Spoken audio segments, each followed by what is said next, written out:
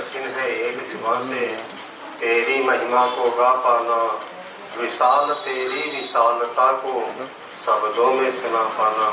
संतों महापुरुषों लाख लाख पहचाना है सदगुरु का।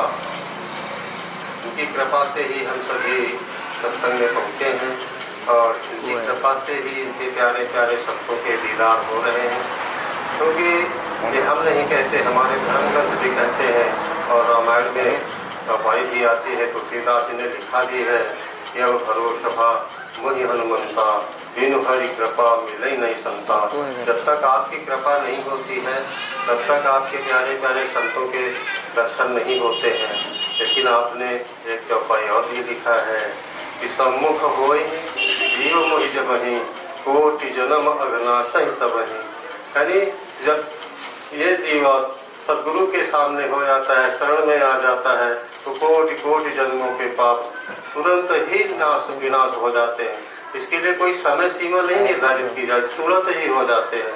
तो आपकी कृपा से ही आपके प्यारे संत आपकी शरण में आते हैं। आप जी ने इनको बख्शा है और जो ये महात्मा जी ने सुंदर सा स्वरूप बनाया है समागम का, इनके लिए भी याचना प्रार्थना है कि संत तो मांगते हैं लेकिन शब्द लगा तो थोड़ा सोचने की बात आ जाती। लेकिन ये कह देते हैं कि प्रभु वही करना जो अच्छा हो। हमें नहीं पता है कि क्या अच्छा क्या बुरा, हम नहीं जानते, आप जाने जाननहार हो।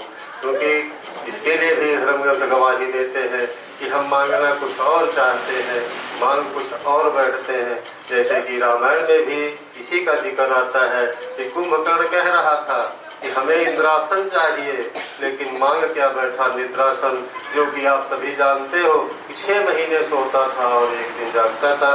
तो कृपा आपकी है कि हमें नहीं पता हमें क्या चाहिए, लेकिन आपको इतना सब पता है कि हमारे बच्चों को क्या चाहिए। तो महात्मा अमर जी के लिए यही अरदास है, आदि के चरणों से सच्चे बादशाह आप जानी जाननहार हो। जो चाहत जो मंग है वो आप जानी जान पूरी कर देना। जो अच्छा है इनके जीवन में खुशहाली लाए पूरी कर देना। और लिस्ट तो बड़ी लंबी होती है मांगने की, लेकिन आप जी कहते हो मांगने की जरूरत ही नहीं। क्योंकि अगर राजा का बेटा होता है तो राजकुमार ही होता है, लेकिन फिर भी कई बार ऐसा होता है कि बिना